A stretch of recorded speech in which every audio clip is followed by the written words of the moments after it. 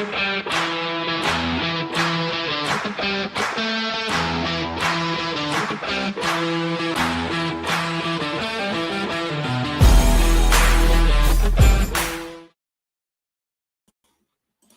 right. This is Pitch the Tide.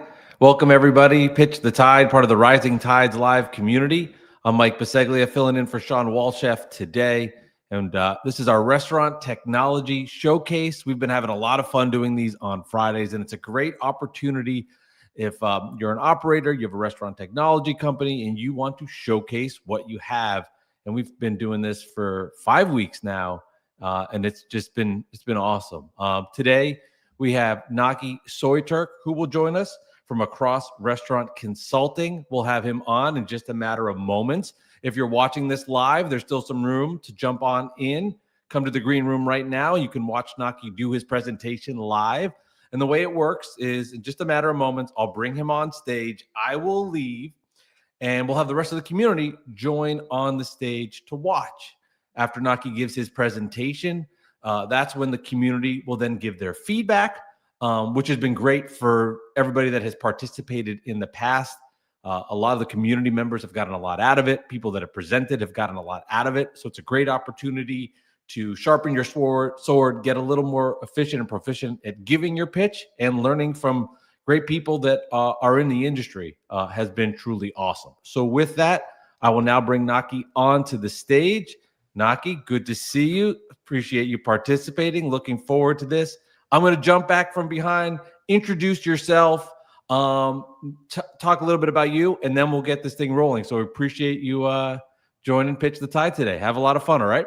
All right. Thank you, Mike. Thank you very much for having me today, giving me this opportunity. Many of the folks in the community already know me. For those who don't, my name is Naki Soyturk, and I'm the founder of Accross Restaurant Consulting.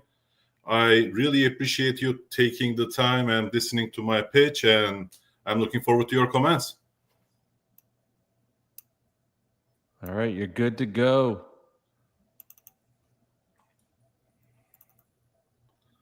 Yes, sir. So it's Accross Restaurant Consulting. We help restaurants profit and scale without the stress, and that's our promise. Over the next few minutes, I will show you exactly what this means and how we deliver on this promise.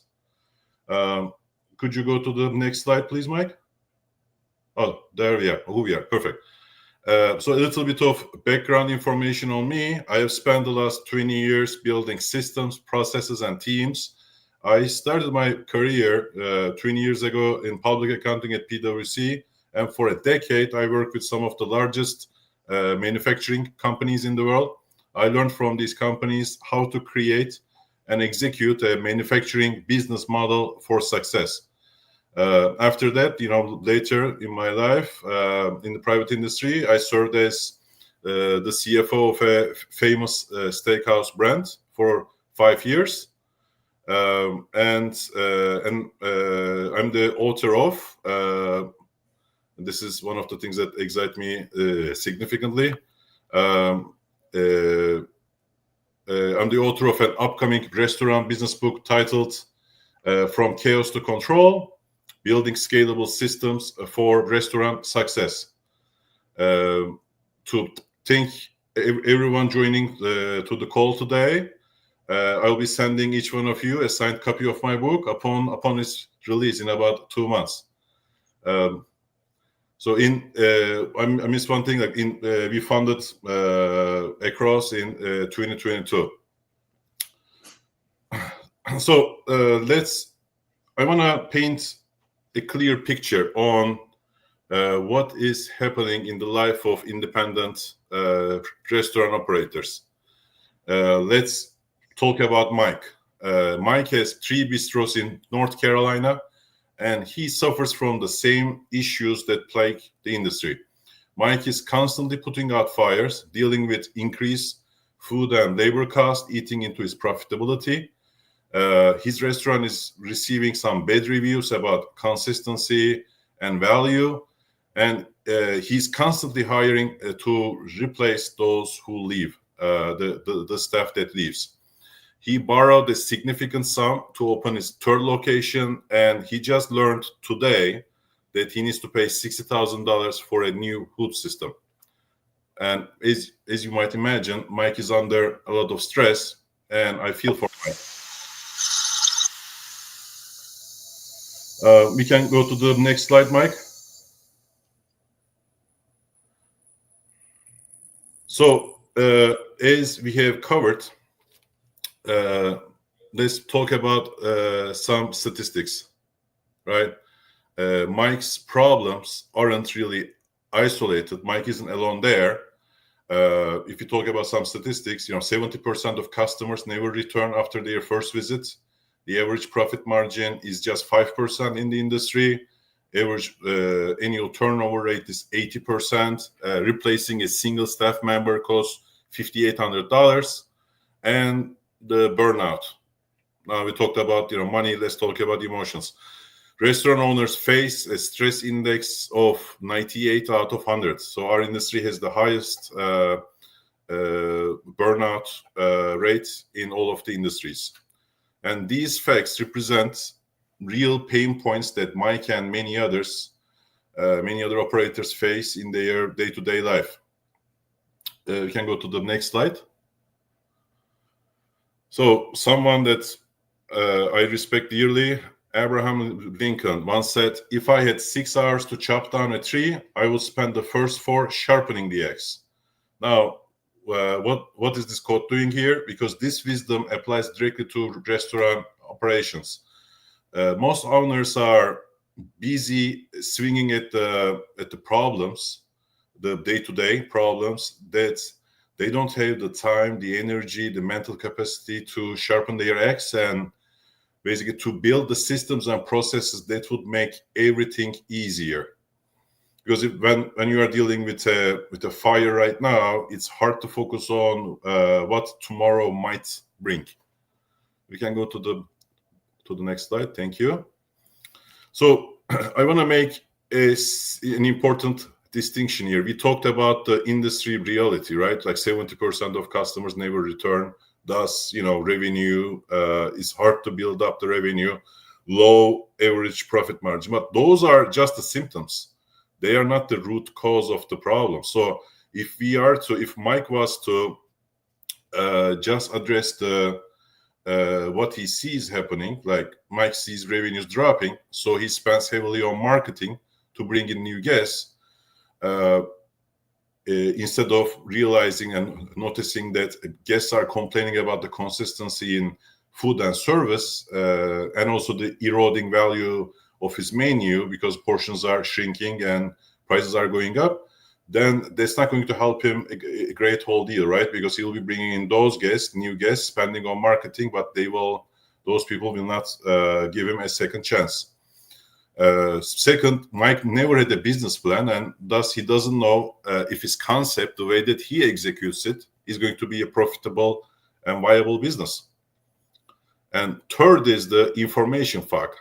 He doesn't get timely, reliable financial information, operational information, and he doesn't know exactly what's happening in his business.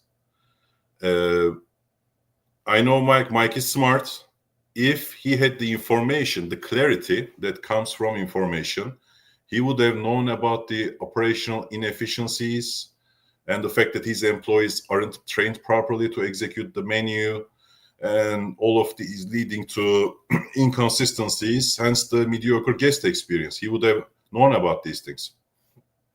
Mike also didn't notice he's spending significantly more in food costs than what the recipe suggests, the famous theoretical versus actual variance. On the labor side, Mike's managers just roll forward the schedule week after week, and what we discovered later on is that the schedules weren't matching the work.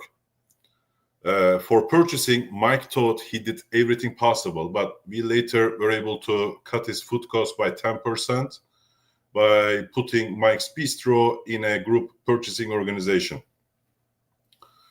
We highlighted to Mike that low pay, inadequate training, and general chaos in the restaurant is the reason for the turnover. Mike told us that he couldn't afford to hire a heavy hitter operations director to help him manage the business. We addressed that also. But in the meantime, as a result of all of these many root causes, many issues, Mike was stuck working in the business rather than on the business. We can go to the next slide. So what it is that we do in Accross? We actually help restaurants with all of the problems, root causes that I mentioned.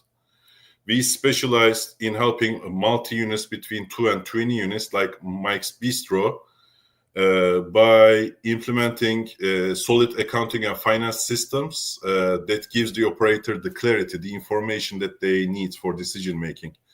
We implement operational discipline and improve their margins to 15%. That also helps. That operational discipline also helps ensuring the consistency to drive repeat guests. We deploy purchasing programs that cut costs, food costs between 10 to 15%, like group purchasing organizations. We have over 40 years of combined experience at Accross. And what I'm most proud of, we guarantee our results, and we call this the Accross promise. And the reason why I can guarantee the results of savings is because like all these things that we do are, almost like and how they benefit restaurants are basically universal. And they're almost like a law of nature, like gravity. And I'm going to explain why.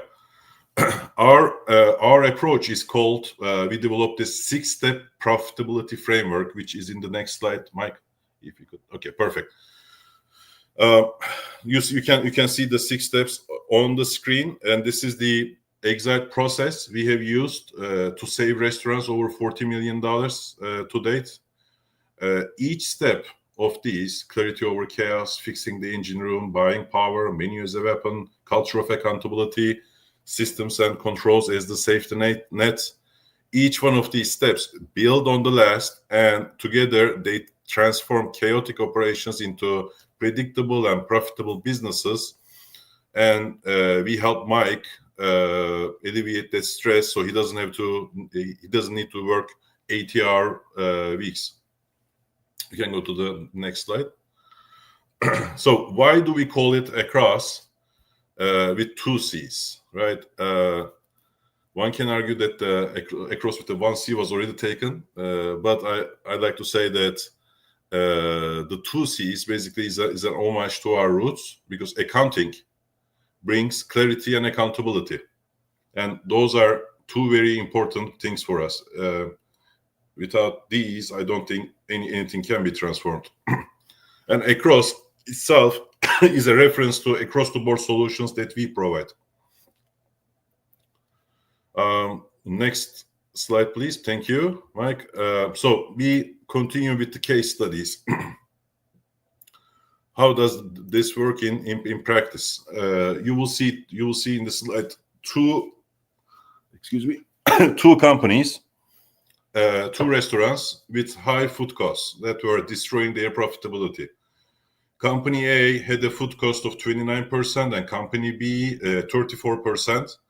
So the problem was the famous variance between theoretical and actual cost that we call at Accross the Godzilla of the problems. Excuse me. We implemented inventory management tools, good accounting, and financial reporting to track and report food cost and variance.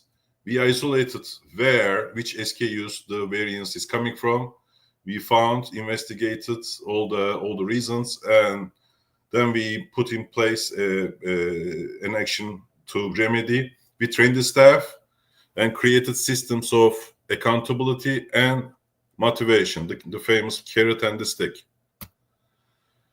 As a result, one company saved about $3 million in their annual food costs, and the other $3.5 million. Their food costs dropped significantly. And here is one of the kickers. Most independents will have 15 to 20% variance between theoretical and actual in food cost. That's almost like That's a pretty sad thing, unfortunately. This one change can alone eliminate, by eliminating the variance, a restaurant can double the profitability of an average restaurant. Okay, we can go to the next slide. Okay, next, this one is a purchasing case study. The next two ones are, excuse me. So this client had high food cost, total purchase of $278,000. We implemented our purchasing program, which is the GPO program, and the total savings was $35,000 per month, annualized to over $400,000, 13% in savings. We can go to the next one, Mike. Thank you. A similar story here. Old spend was $440,000 per month. Implemented the program. The year savings were $57,000 per month, or 13%, aggregating to $684,000 in annualized savings. Thank you, sir. So our services. If you have noticed a theme here, the solution to many of the problems restaurants face, the solution has to be a comprehensive one. And because of that, to provide the comprehensive solutions, we offer 3 interconnected services. Service 1 is outsourced accounting and fractional CFO services. Service number 2 is restaurant consulting, and service number 3 is restaurant consulting. These services work together like links in a chain to transform restaurant operations. Because the combination of the 3 gives you the 6th step profitability framework that we do. Next slide, please, Mike. So the first service I want to talk about gives you the clarity, lifting the fog and providing the clarity to make to empower the operators into making informed decision making. Our outsourced accounting services includes bookkeeping, accounts payable, payroll, and financial analysis. As a result of excellent accounting, we provide daily and weekly dashboards and basically help the operator understand what's going on in their restaurant. We can go to the next one.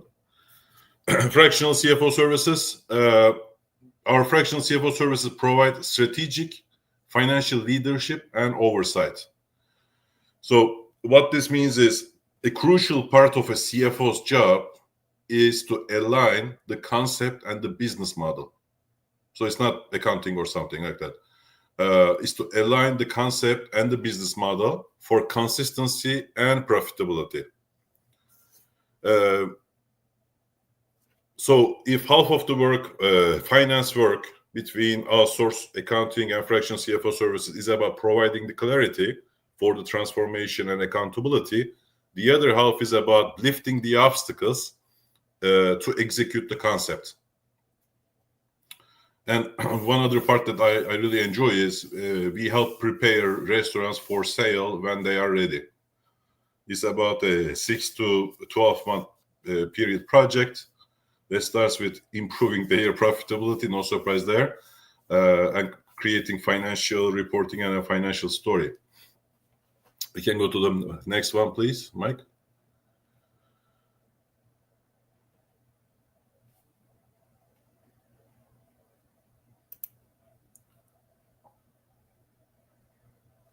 I can continue. So next one is the purchasing service, which I already talked about, which is we have helped multi-unit independent restaurants 25 lower their food and OPEX by $25 million, which comes to about 13% on average. We work with a group purchasing organization. We set up a service level agreement with their distributor of choice, and we put them on a GPO program, maximize their savings. It's again like saving National Restaurant Association's own statistics is restaurants that sign up for a GPO saves about 15% in their purchases. My experience is between 10 to 15% and 13% on average. And it's like gravity, like it's certain. And the consulting process, our consulting process, like how we work, how we implement these 6 steps and transform the restaurant, is comprised of 2 phases. And phase 1 takes about 2 to 3 weeks. We review the financials, the processes, we interview the staff, and identify the areas of improvement. And the deliverable in phase 1 is a comprehensive findings report and an optimization roadmap. Then we get into conversations with the owner, and we agree on a scope for the transformation for the phase 2. Excuse me. Downside of having a deep voice. Phase 2 is the implementation, takes between 6 to 12 months, and we execute the 6-step framework there. As a result of this transformation, there are no more fire drills, 15% profitability and scalability that comes from consistency and low employee turnover. We love doing what we do, which is allowing people to be the best version of themselves every day. But thank you. This is the end of my presentation. Thank you very much for your time today. And this is our contact information, as you see on the screen.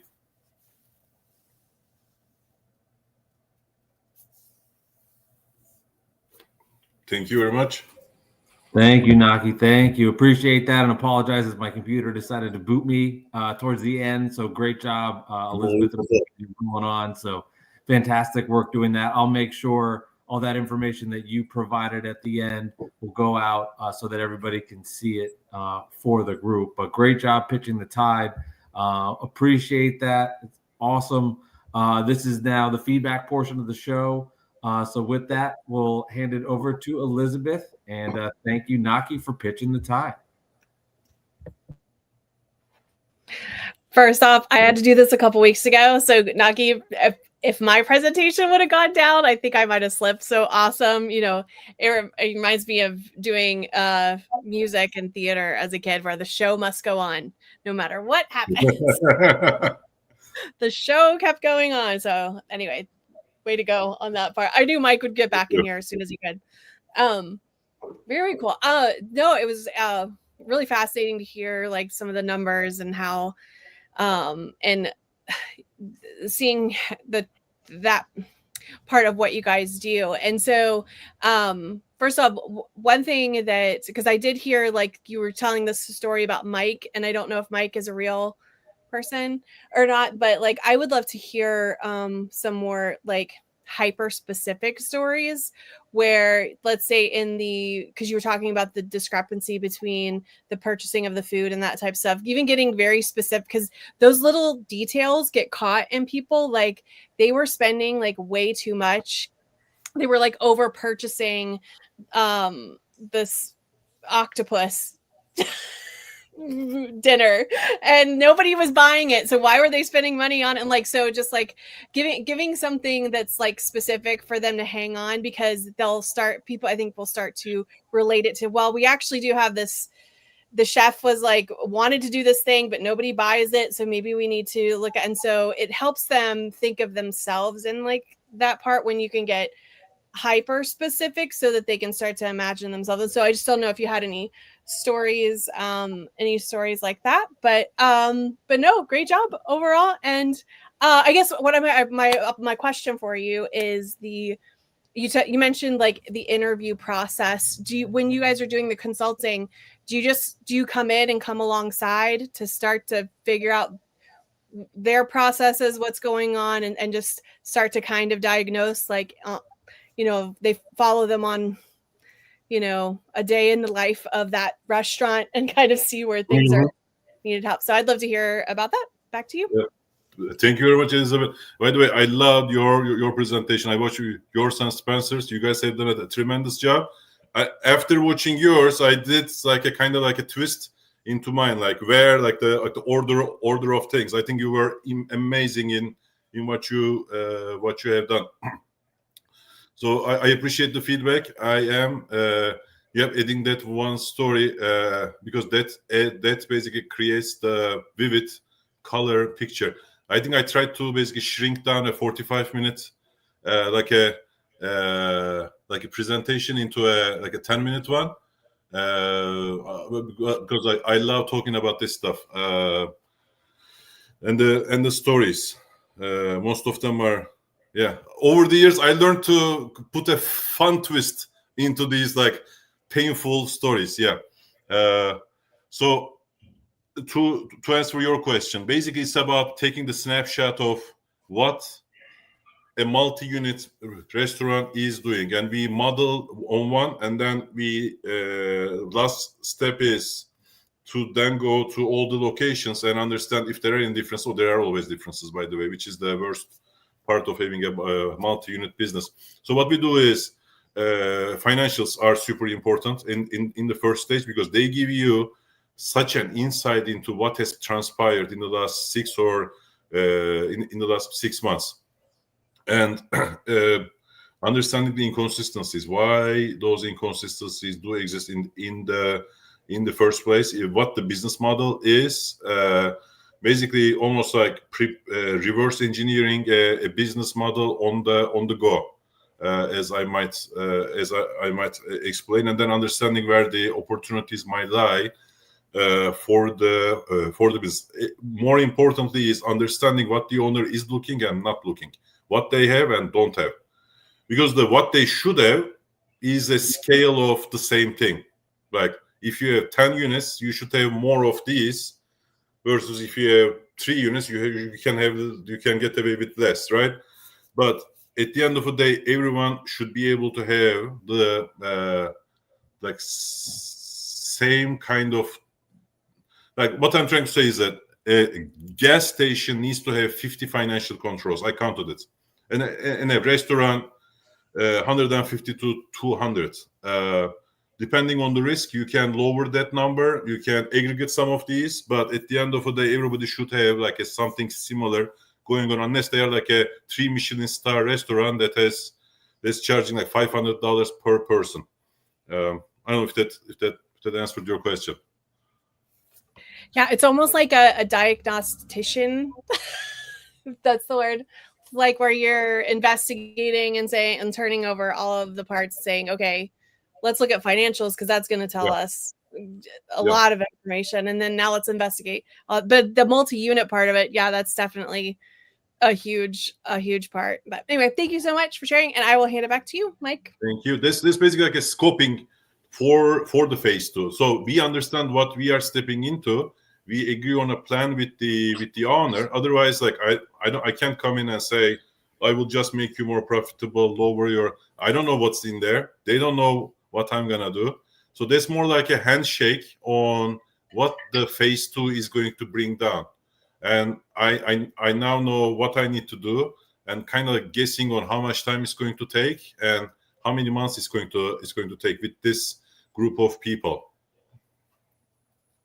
And I love, Naki, hearing that you were studying the other videos in preparation for today. Is just kind of cool as we build more and more of a database, right, of people that pitch the tide, including Spencer and Elizabeth, as you just alluded to. Chris Tripoli, yes. Who you are, what you're working on, and some feedback for Naki. This is perfectly appropriate timing, because what I'm working on right now is with the State Restaurant Association here in Texas. Some of you are probably familiar with the nationwide high school initiatives called ProStart, where they actually teach students in high school now some introductory culinary, but also some basic management principles. So there's contests. And anyway, what I'm working on right now is mentoring some of the newer teachers with their students on their management presentations. And so it's perfectly appropriate. I loved this presentation, Naki. Very familiar with that type of work. Great content. I have no comments really on your content. The comments I'd like to give you, though, are on presentation. If you like, I would recommend flipping some of this. I was making notes as you were talking, and I'm listening to this in, say, 5 separate sections. I think the first section for introduction needs to be more of the grab the listener. You know, the typical introduction is, hi, my company's this, here's who I am, and I've done this for years. I would get to that later. I think presentations are great when the presenter realizes that he wants to talk the way the listeners are probably listening. Now, you know, these listeners are listening to this in the what's in this for me mode. They're a potential client.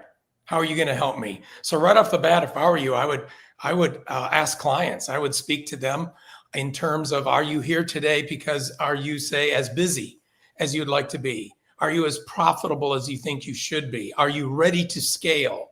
If so, you're at the right place, because Accross Restaurant Consulting, that's what we do. That's step 1, I think. Step 2 would be define your market. You know, let them know right from the group, who do you work with? We specialize in helping the independent restaurateurs succeed. So we work with chef operators, multi-operators. We work with them mom and pop with 1 unit who also does catering.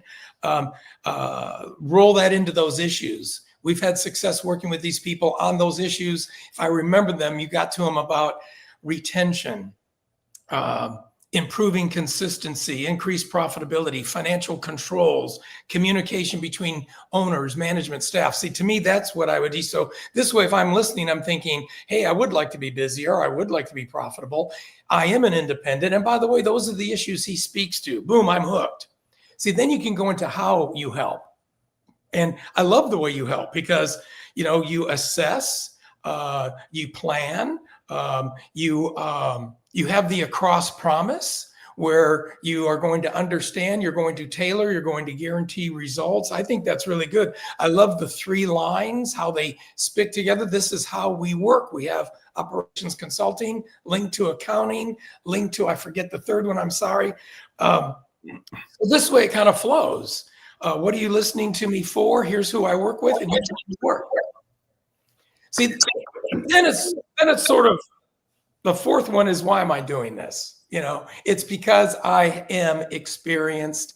I've done this. I've written that. I'm the leader of a team that has 40 years of experience, blah, blah, blah, which flows really well into the testimonials.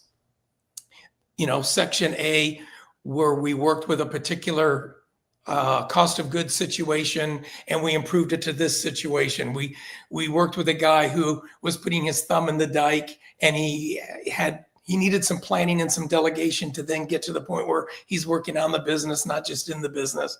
So those, I think, work well, which then gets you to step 5, which is ending with a question again. How can we help you? Amazing, Chris. That's how I would structure it, because you got all the content, and it works, and it makes sense. Personal note, you know, some people like specifics in presentations. I think they come back to bite us in the butt. I would use the word more committed to excellence, improvement, you increase, and stay away from 15% profitability. For 2 reasons. You might lose a deal because the guy might be close to that already. Why do I need you? I'm doing 13. So don't say that. Also, you might have tremendous improvement in a small independent, getting them to go from 6 to 12. You know what I mean? A 100% improvement. But you don't want them to say, God, I brought you in here because you said, you know, your people make 15. Anyway, that's just a small item, but 100%, Chris. Thank you so much. That was amazing. That's why you're the GOAT. Appreciate you. I think you're doing good stuff, man. Keep doing it. Good feedback, Chris. And just for everybody, this is live and is replayed. So go to Cali BBQ Media on YouTube. If there's something Naki said or Chris said or anybody said and you want to hear it again, you can go on and hear the replay once we're done here. All right, let's keep it moving. Let's go to Vincenzo. Vincenzo, who you are, what you're working on, and some feedback for Naki. All right. Thanks, Mike. Hello, everybody. Naki, great job on the presentation. I really enjoyed learning about what you're working on, your background, especially as it relates to everything's, that is surrounded, around accounting, finance, and then the sell side exit strategy. It's pretty neat how you connect it on the end as well. So my question for you after listening in is, what is your approach to data ingestion with the various stakeholders that you might work with? So I'm sure you probably work with purchasing agents, GMs, maybe chefs in some scenarios, right? Maybe even executives at some of these multi-units or franchise concepts. Can you give us an understanding of your approach to that, how you might organize it, and if it's an integrated approach? Vincenzo, thank you so much for listening in. Thank you for your question. I don't currently work to provide or bring in a debt solution in the moment. Our process organically provides the funds in about after 2 months, conservatively 3 months, to generate some cash flow to start the transformation. So one transformation of generating money turns the wheels on the other side. One saves you money, the other starts spending money only to then make more money. That's why we haven't needed to put debt financing into our Rolodex. Okay, but as far as the data ingestion, for example, if you work with, I don't know, restaurant Billy Bob, right? How do you go about asking them for the data so that you can, go to bat for them and figuring out ways how you might save them money? Is it an integrated approach, meaning maybe you turn to the platform they're using to feed your platform, or is it more manual on your end? Maybe just trying to get an understanding there. Yeah. So how digitized it might be with your approach, right? Yeah, it's a more manual process for us. We obtain whatever financial information or systems that they might be able to produce. Usually, QuickBooks, sometimes R365, Restaurant 365. We get that information. We look at how they structured their chart of accounts. We look at the numbers, the consistency of this information across their multiple branches. We take data from their inventory, the management tools like Margin Edge, Craftable, but it's a pretty, it's more like I'm going to call it like a CSI restaurants. It's like, piecemealing all of this information to basically form an understanding. I see. And then on top of that, once you've had an opportunity to ingest the data and analyze it, can you share maybe what some of the who some of the GPO organizations are? Because they're, it's limited, and I'm sure you've done a good job figuring out who might qualify because of, I don't know, cooperation you may have gotten in the past, right? Can you share maybe some of the organizations that you're working with on the GPO side? Yeah, we work with the largest GPO out there, Integra. For smaller clients, we also use a version. We can be working with a version of the Europe Dining Alliance for the smaller organizations. Yeah. Okay. Very good. And on average, you're saying you're saving about, I don't know, 10% to 15%. Huh? That's amazing. So it's as certain as gravity did, and the reason is this: like I ran a $60-70 million hospitality organization, and I thought we were big, right? We were tiny compared to what Cisco purchases, right? Yes, they respected us. Yes, they did a lot of niceties for us. They are amazing people, but at the same time, I'm small. Who is big? Yeah, I'm not Olive Garden.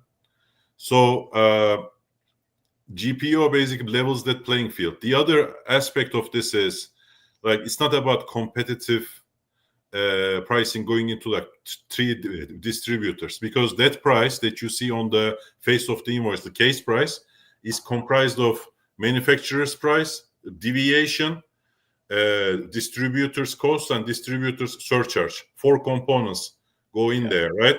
So if you control the manufacturers through the manufacturer, the contract from the manufacturer, you can't control the distributor's cost, yes, but you can get a deviation, a discount from the GPO or the manufacturer. Then you can have an SLA, a fixed like cost plus agreement or a fixed price agreement with the distributor. Then you have a lot of control, because bringing this to like RFP process is meaningless unless you are controlling these components.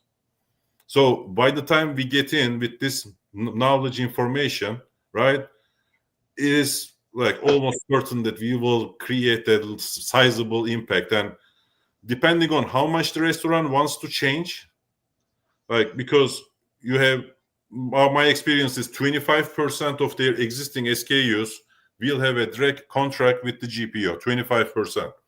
And for that, they will save about, 10, more like 15%. Now, if they are open, there is the substitutes. You buy chicken thighs. I have a contract on Tyson chicken thighs.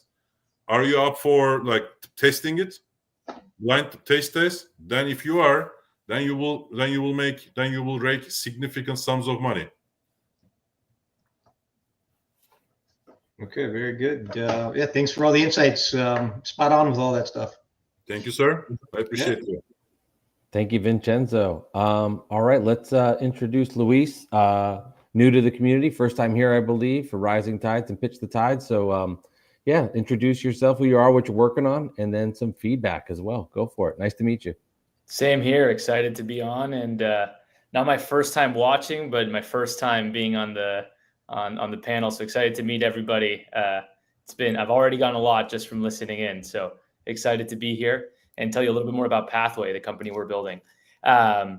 So in general, the way we see Pathway is we are the growth partner, the AI growth partner for scaling small independent chains. In particular, I'm sure you all know this, things that work at 3 to 5 locations do not work at 50, certainly don't work north of 100. And what we found from working with our customers is that even if you have a really solid concept with excellent operations, a fantastic product, and a loyal customer base, you simply cannot be everywhere at once as the founder, or even if you have a strong management team, once you hit a certain amount of scale. The beautiful thing about AI is it can handle complexity.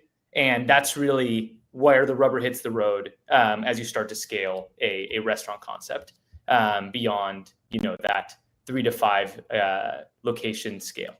And in particular, what we focus on is standardizing and formalizing your existing operations, helping you find those efficiencies, and then making it incredibly easy to copy and paste that as you expand. Where we have started is procurement, simply because our customers have been clamoring for it. What they find is that even if they can get staffing right, even if they can get training right, what will happen is their food costs will be completely different from location to location because of over and under ordering in terms of not knowing how to forecast sales correctly and flow that backwards to what you need to have on hand. In terms of prep planning, hey, how much do I need to have today in order to fulfill demand? Leads to a lot of waste, or worse still, leads to a lot of 86ing. And then something else that we've seen is even if you can get the food costs under control, your management team might be spending north of 10 hours a week dealing with suppliers and dealing with procurement. As you all know, that's not a rule of life. You can have a restaurant where that's not happening if you can formalize these operations. That's what we specialize in. And in particular, what sets us apart is how we think about AI. Everyone talks about one aspect of AI, which is its intelligence, right? What it is a very smart brain that can help you make good decisions. However, as you all know, decisions are irrelevant if you don't have the right information. And that's been the biggest problem in any physical industry. In the restaurant industry in particular, there's so much going on within service or even across days that never makes it into any of your systems, right? Toast is very smart, Margin Edge, Restaurant 365, Punch, all these different aspects of the tech stack are very smart. But at the end of the day, they are tools, and tools are only as good as the user or only as good as the information that you give them. What we do is we go and find data where it already exists within your business. One small example of this is group chats. A lot of y'all's restaurants are probably operating off of a manager group chat or something like that. And that's where you put information like, hey, Luis was just stumbling around the walk and accidentally knocked over a case of tomatoes, right? That's information that is digitized. It's in iMessage, it's in WhatsApp, whatever your team uses. What we are doing is actually adding our AI, whose name is Patty, into these different places And really taking that information in. Louis, sorry Sorry to interrupt you, but I appreciate everything you're talking about with yourself and with your group. But I wanted to also make sure for Naki's pitch, if you did have any feedback. Oh, I am so sorry. I thought I was being asked to start pitching. I'm sorry, Naki. No. So for context, team, very quickly, in the background, I was like, hey, I'd love to go and pitch the Tide. Someone sent me a link. I have no other context on this with what's happening. So I promise that wasn't me trying to slip something in. I just didn't know. Naki, No. You're good. What I think you're doing, like everything you were talking about with the group purchasing and everything like this, I'm going to sound obviously like a broken record. The more that you can incorporate AI into figuring out the small differences between different restaurants, I think the more you can start to handle complexity. And in your pitch, what I've seen, at least on my side, is people are much more willing to talk about AI than I thought initially. I thought people might be a little bit scared of it, but people are actually very hungry for that. And so bringing that in is like, hey, and actually what we do to make sure that we can handle differences between different restaurants that we work with, or even within your operation, is with that. I think that would be very valuable. I'm going to shut up now because I feel like I put my foot in my mouth, but thanks all. Thank you. Very nice to meet you. Yeah, you're good, Luis. And we'll be in touch offline as well. Thank you please feel free to stay. But yeah, no, appreciate that. Thank you. Yeah, let's move it along to Spencer. Spencer, who you are, what you're working on, and some feedback for Naki. Yeah, thank you very much. Spencer from backofhouse.io. You may remember me from such presentations as last Friday. And thank you again for the opportunity, and great job today, Naki.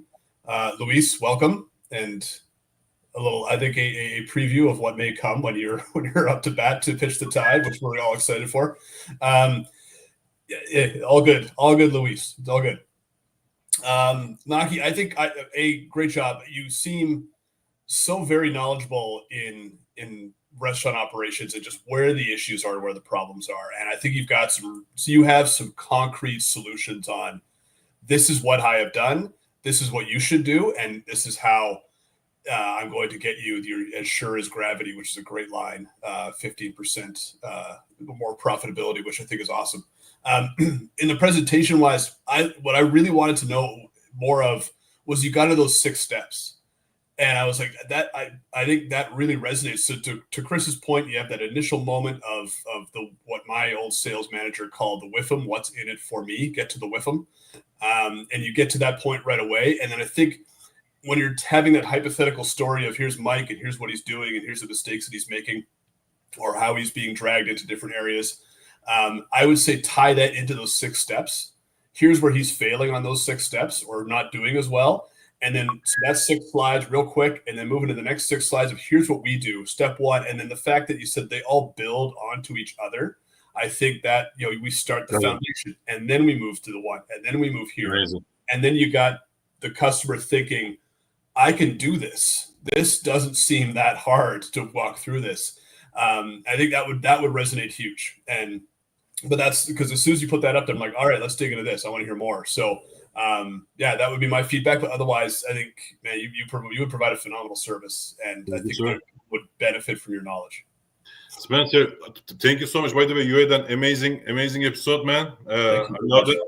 I tried to also model you in mind, like how confident and all, like how solid your presentation was.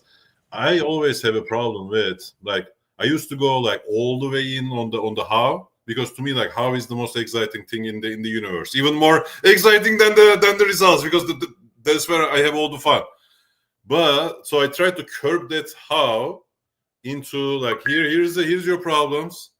Yes, like we have stuff, and then here are the results.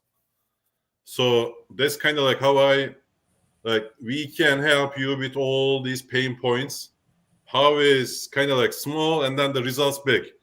What you're saying is like increase the how, tie the pain points together and tie everything to like almost like a one line. Pain point, how, result. Pain point, how, result. Is that right? Yeah, I would. That would perfect. That would be perfect. I think. Yeah, and you're leading everybody down the path. They're in on your story at that point. I love it. I appreciate you, Spencer. Thank you. Yeah, my pleasure.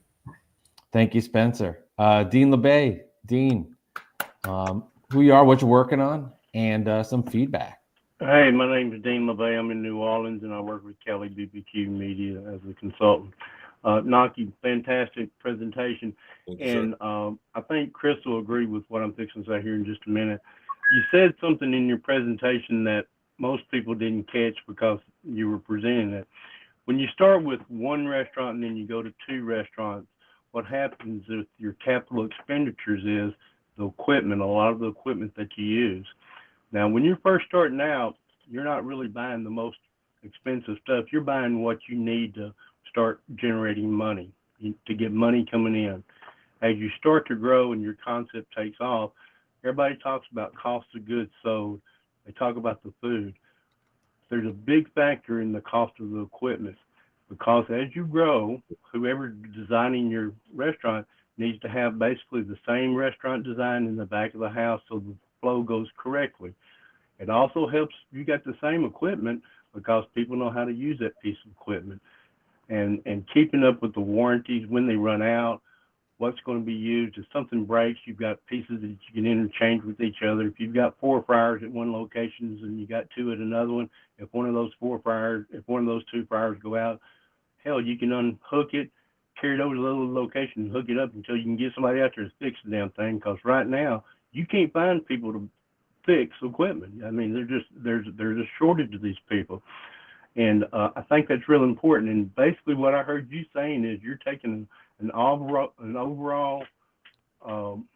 inventory of everything going on at that restaurant, everything from the napkins to the how many carrots does it take to make a chef salad. I mean, and part of that, you mentioned that story about the $6,000 piece of equipment. It's amazing how one flat top can go out at a restaurant and they're down. They're out. They can't do anything. It's over, you know. And then you got to find somebody to fix it. And if you don't have a contract with somebody, or if you've got a buddy that you're drinking beer with on Saturday night, nobody's coming. So I think what you said in your presentation about being accountable, that was the other ACC, Chris, by the way. The accountable part of it is very, very important. And man, my hat's off. My hat's off. You did a great job, buddy. Always Thank you, sir. You bet. Dean, if I'm here today, all is thanks to you. You sent me. You asked me if I wanted to be part of this. So I really appreciate you thinking of me. And making this happen. I love this opportunity. I really appreciate it. To answer your question, like I have my own side of the horror stories, right? I think as it pertains to like maintenance of the equipment, right? I had like one build, $1.5 million in kitchen cost alone. In one build, $1.5 million. So kitchen costs in Armenelek, right? Some of the most expensive things out there. And maintaining it is super important. Like, and you need all the same like 6-7 specialties across the board. So part of the difficulty in scaling up is like you go to a new state, a new like county or something. You need to find the same specialties, the same like 7 specialties. You know, electrician, HVAC, refrigeration. Equipment guy and what have you. A great part of GPOs is they have national contracts with 7 specialties, and rather than you trying to like arm wrestle an equipment company like we try to do in Boston and fail miserably, right? You can pull the lever from the GPO, like the company that has millions of dollars of contract. You complain to them, they go and fight on your behalf. I think the other aspect I want to touch base is the clarity that accounting brings in. on the expenses, the invoices come in, right?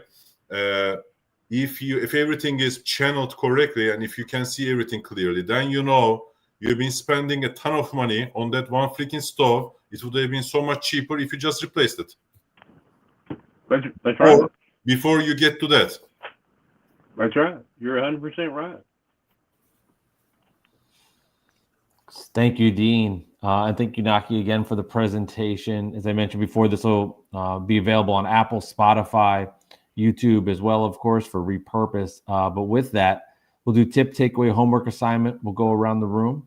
Appreciate everybody's participation. Vincenzo, tip, takeaway, homework assignment from your side.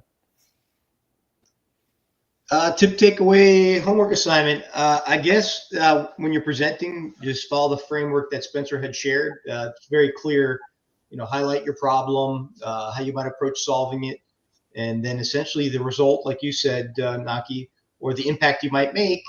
But then also I would add one additional layer to that, which is why are you unique in the way you do it?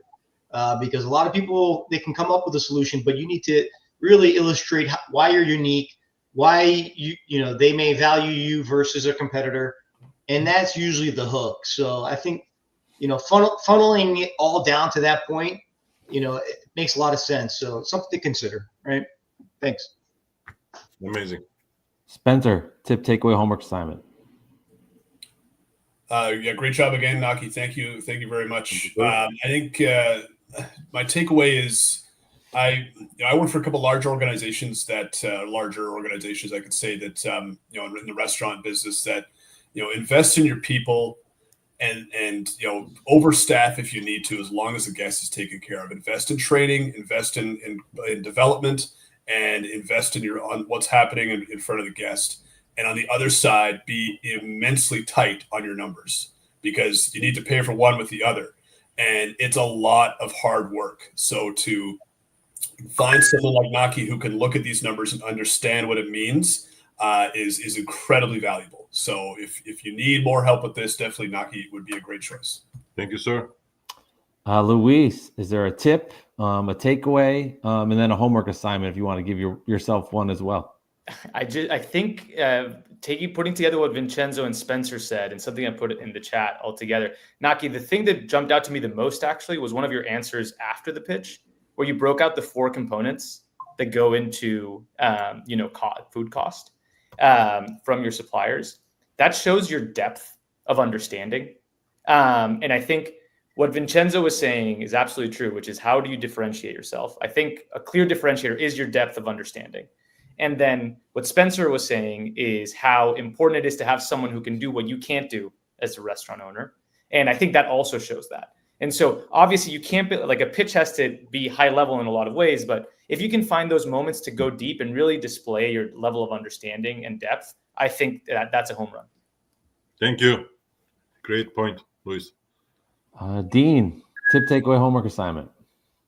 Naki, it was a fantastic pitch. I enjoyed all of it. Luis, I'm so glad you joined us here on the Rising Tide. Please come back and visit with us. It was a good show, man. I liked everything about it. I don't think there's much I can add to it. The only thing I would add is we do this every Friday. Bring somebody with you next time. And then on Wednesday, we have our regular, Rising Tide community get together, same time on Wednesdays. But next time you come next week, bring somebody with you. Thanks. Thank you, Dean. Dean, and then Naki, from you, tip, takeaway, homework assignment. I know you just finished pitching the Tide, but in the last hour, tip, takeaway, homework assignment from your side from pitching the Tide. Amazing feedback. I appreciate everyone for their feedback. I'm going to listen to this again and then try to change my pitch to that effect and continue to be part of this community. And I'm going to be joining next week for whomever is going to be presenting and share my 2 cents and give back to the community. I want to thank Dean again and you, Mike, for having me over. Thank you, Dean, for the invite. Spencer, thank you again for your comment. Vincenzo, thank you. Luis, thank you very much. And I know if Chris will hear this part, he's awesome and I love what he's doing. So let's actually get Chris, who just jumped back on stage. Chris, tip, takeaway, homework assignment for you before we finish off today's pitch. Oh yeah. Is making sure I balance the. Am I not on? No, you're good. You're good. The importance of formulating content and presentation flow, and that's what I got out of today, and that's going to that helps me because, like I said, I'm working with brand new teachers who are teaching skills in management planning and presentations to high school students. So I've got a really good takeaway, a really good principle that I probably wouldn't have thought of before the presentation. So thank you guys for that.